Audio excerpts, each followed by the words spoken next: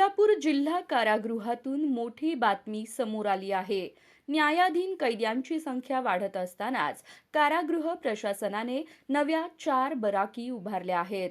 यामुळे कैद्यांना राहण्यासाठी अतिरिक्त सुविधा उपलब्ध झाल्या आहेत.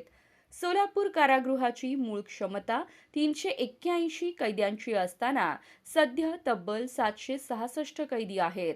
वाढत्या संख्येच्या पार्श्वभूमीवर नव्या बराकींचे काम वेगाने पूर्ण करण्यात आले आहे. विशेष म्हणजे 2 इंची पाईपलाईनद्वारे कारागृहाला 24 तास नियमित पाणीपुरवठा केला जात आहे.